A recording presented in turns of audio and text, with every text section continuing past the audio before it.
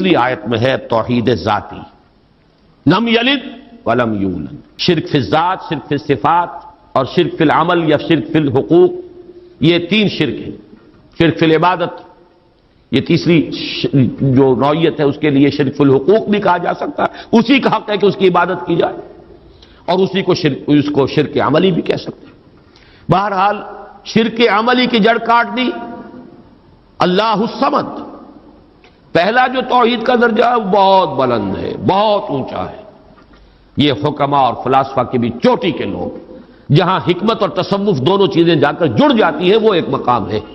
خالص فلسفہ بھی انسان کو کہیں نہیں لے کے جاتا، اور عقل اور فکر کی بلندی نہ ہو تو تصوف بھی محض نفسیاتی ریاضتیں بن کر رہ جاتی ہیں، سائیکولوجیکل ایکسرسائزز کے سوا کچھ نہیں رہتا۔ اصل تصوف جس کا میں قائل ہوں وہ ہے کہ جو فکر اور فلسفے کی بھی انتہا ہو، اور پھر اس کے ساتھ یہ جو اللہ کے ساتھ انسان کا قلبی ذہن اور قلب دونوں کے اتحاد کے ساتھ اللہ کے ساتھ ایک رابطہ ہو۔ بہرحال تو یہاں جو تیسرا شرک ہے، اور جو ہمارے اس شرک کے بیان میں آتا ہے نمبر 1 پر، بدترین شرک، شرک فی الذات۔ اس کی بدترین صورت، فلسفیانہ صورت تو وہ ہے ہماوست، اللہ ہی نے اس کائنات کا روپ دھار لیا ہے۔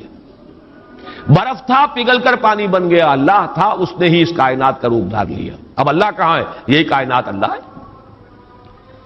اللہ پانی تھا، وہی تو بھاپ بن گیا، اب پانی کہاں ہے؟ یہ بھاپ ہی تو پانی ہے۔ ایک یہ شکل ہے، یہ بدترین صورت ہے شرک فی الذات کی، یہ ہے وہ ہماوست، یہ جس میں کہ ہر شے خدا بن گئی، اس لیے کہ خدا ہی نے در حقیقت یہ صورت اختیار کر لی۔ یا پھر مذہبی میدان میں یہ شرک آیا ہے اللہ کے لیے بیٹا بیٹی۔ بیٹا بیٹی، ایک تو یہ سمجھے اولاد جو ہے وہ جز ہوتا ہے۔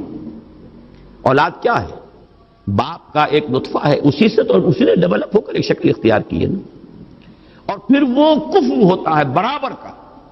سید باپ ہے تو بیٹا بھی تو سید ہی ہوا نا، مغل باپ ہے تو بیٹا بھی مغل ہے، اسی طریقے سے گھوڑا ہے تو بیٹا بھی گھوڑا ہی ہے۔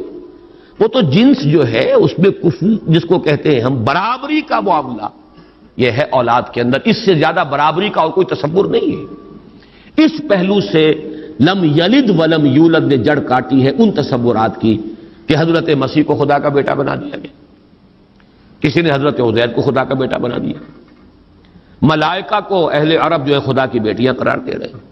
یہ بیٹا بیٹی کا تصور، جیسے قرآن کہتا ہے کیسے ہو جائے گی اس کی اولاد جبکہ اس کی کوئی جوڑی نہیں، ولم تکن لہ صاحبہ، کوئی تصور نہیں۔